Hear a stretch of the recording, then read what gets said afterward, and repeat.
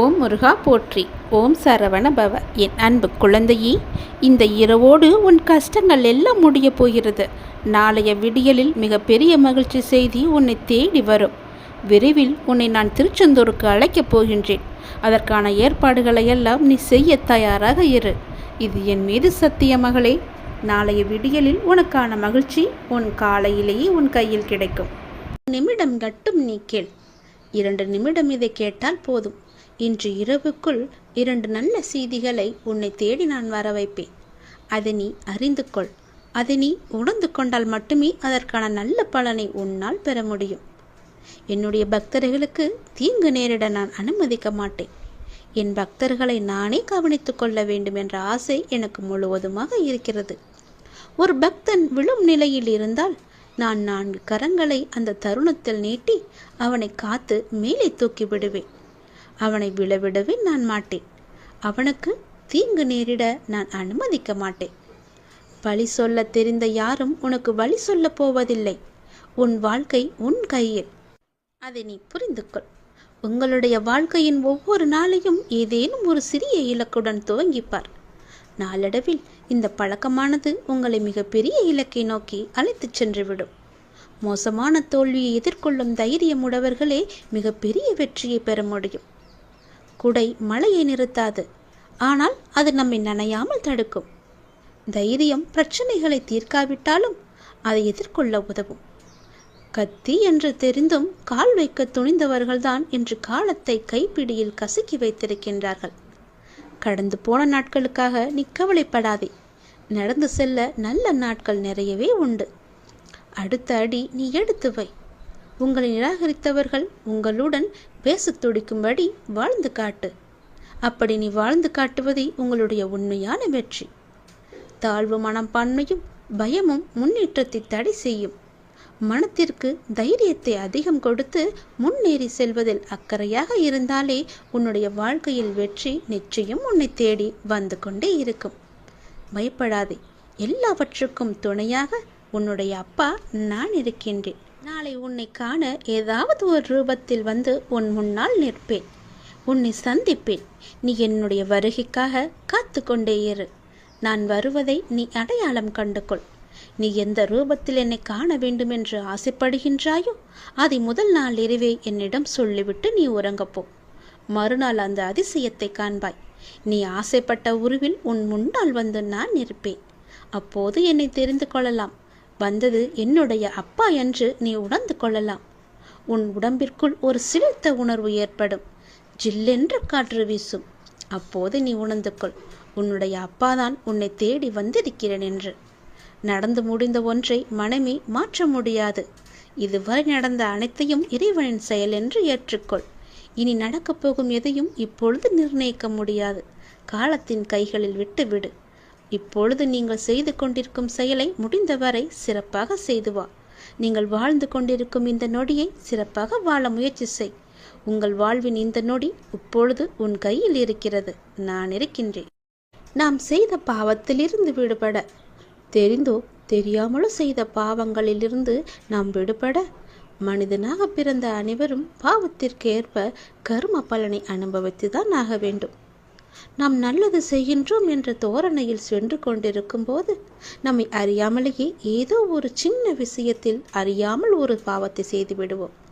அப்படி செய்தால் கூட அதற்கு கர்ம பலனை அனுபவித்துதான் ஆக வேண்டும். பலர் தற்சமயத்தில் உள்ள மகிழ்ச்சியை மட்டும் கண்டு மற்றவர்களை புண்படுத்திவிட்டு பிற்பகல் என்ன விளையும் என்பதை பற்றி சிறிதும் கூட நினைத்து பார்ப்பதில்லை. அவர்கள் அதே வழியை அனுபவிக்கும் பொழுதுதான் தெரிகிறது அவர்கள் செய்தது பாவம் என்று.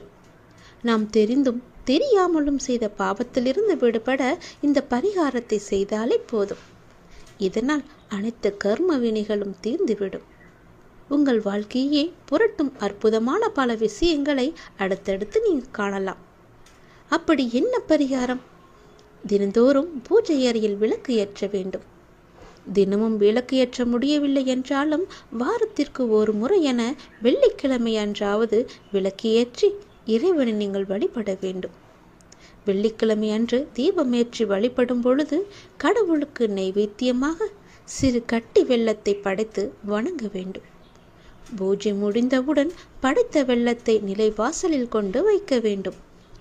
அதை எறும்புகளுக்கு தானமாக கொடுக்க வேண்டும். பூஜை முடிந்து நிலைவாசலில் வைக்கும் வெல்லத்தை சிறு சிறு பூச்சிகள் மற்றும் எறும்புகள் சாப்பிடும் அல்லவா?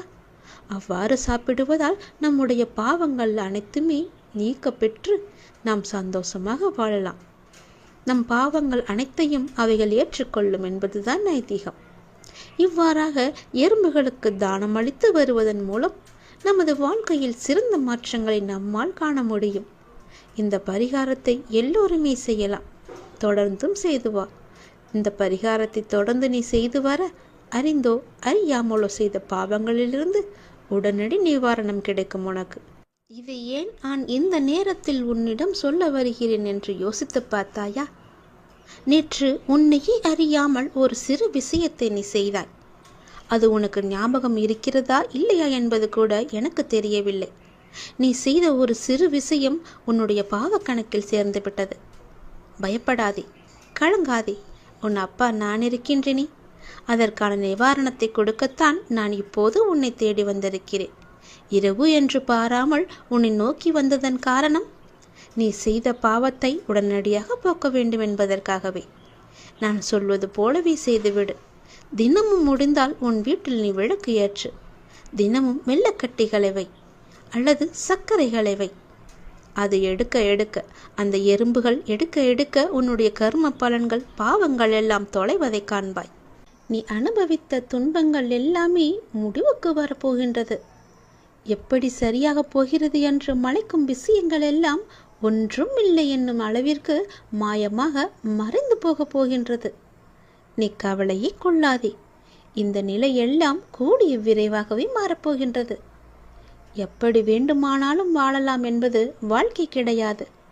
இப்படிதான் நீ வாழ வேண்டும் என்று வாழ்வதற்கு பெயர்தான் உன்னுடைய வாழ்க்கை.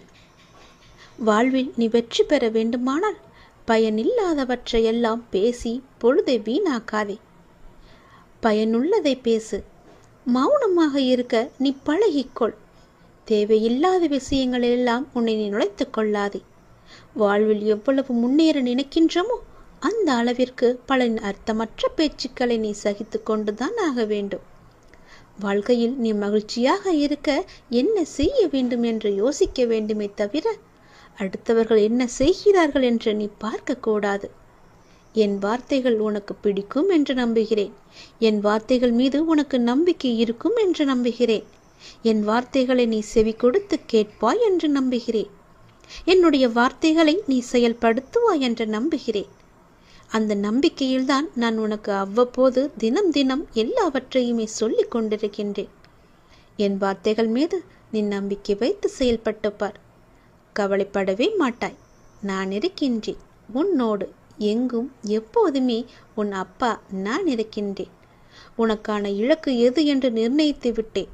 அந்த இலக்கை நோக்கி நீ பயணிக்க வேண்டிய தூரம் சற்று தூரமே. நீ அதை சென்று அடையப் போகின்றாய்.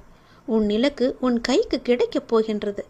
நிமிடத்திற்கு நிமிடம் நின்று விடாமல் மாறிக்கொண்டே இருக்கும் எதையும் மனத்திற்குள் பிடித்து நீ வைக்க முற்பட வேண்டாம். இருக்கும் வரை மகிழ்ச்சியோடு இரு. இல்லை என்று ஆன பிறகு நிம்மதியோடு இரு. அது எனக்கு இல்லையே என்ற எண்ணத்தை நீ விட்டுவிடு. இன்று இல்லாவிட்டால் நாளை என்ற எண்ணத்தோடு நீ பழகிப்பார். சென்று பார்.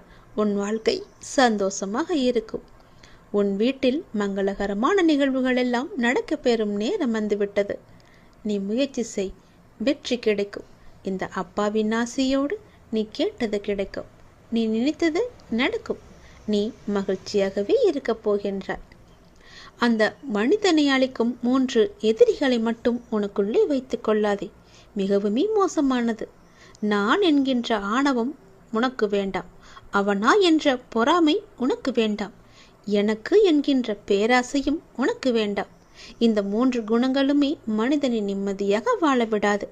இது மட்டும் உன்னிடத்தில் இல்லை என்றால் நீ நிம்மதியாக சந்தோஷமாக வாழலாம். குழந்தையே, உனக்கு வெற்றி கிடைக்கவே இல்லைன்னு ரொம்பவே வருத்தமா இருக்கு இல்லையா? எது தொட்டாலும் சறுக்கிக்கிட்டே போயிட்டு இருக்கு.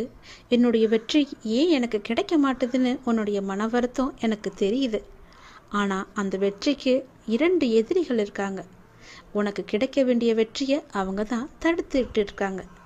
அது யாருன்னு தெரியுமா? உன்னுடைய வெற்றிக்கு 2 எதிரிகள் உண்டு.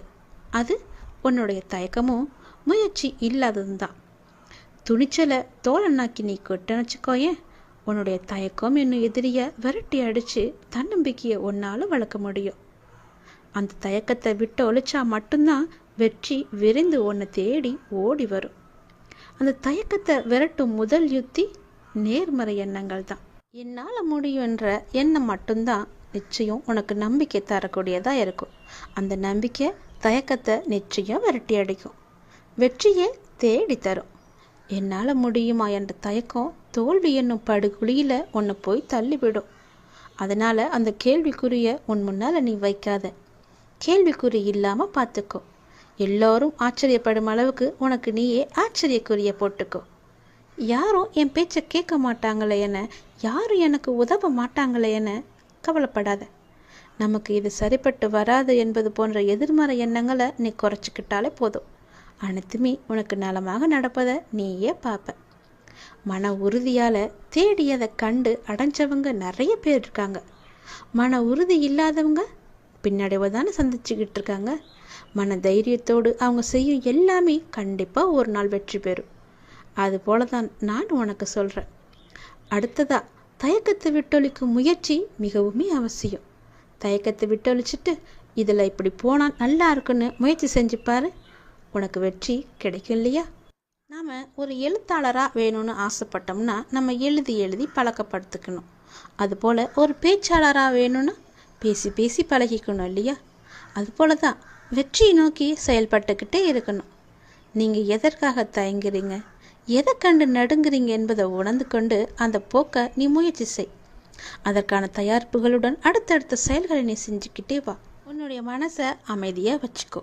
மன அமைதியுடன் ஒருமுகத்தன்மையுடன் நீ செயல்பட்டு அந்த தயக்கத்தையே நீ வெற்றி பெற செய்யலாம். சோர்வாக இருப்பது, தயங்குவது, பின்தாங்குவது, ஆர்வம் குறைவாக இருப்பது, இது நம்மால் முடியுமா என சந்தேகிப்பது, முடிவெடுக்க முடியாமல் தயங்குவது, தன்னம்பிக்கையின்றி பேசுவது, செயற்படுவது எல்லாமே துணிவு இல்லாதது தான் அதற்கான காரணம். இதை தருவதும் தயக்கம்தான். தயக்கத்தை நீ முதல்ல விட்டொழிச்சிடு. துணிச்சல் தானாக வரும். நம்மளால் முடியாதது வேற என்ன இருக்கு? நாம் ஏன் அவனுக்கு பயப்படணும்? அவன் யாரு? நான் எதுக்காக அவனுக்கு பின்னாடி ஓடணும்? முன்னாடி ஓடினா என்ன? அவன் சவனை விட நான் முன்னேறி வரணுன்ற நம்பிக்கையும் தன்னம்பிக்கையும் முயற்சியும் உன்னிட்ட இருந்துச்சுன்னா கண்டிப்பாக நீ வெற்றி பெறுவ. நெப்போலியன் கூட ஒரு நாட்டை பிடிப்பதற்காக தன்னுடைய படை வீரர்களை ஆற்றை கடந்து படகில அழைத்துட்டு போனாராம். ஆற்றை கடந்ததும் படகுகளை எரிக்க சொன்னாராம். வெற்றி பெறாம புறமுதுகு காட்டி வந்தா நாடு திரும்ப முடியாதுன்னு வீர மனப்பான்மையை வீரர்களின் மனதில் பதிய வைக்கத்தான் அவர் இப்படி செயல்படுவாராம்.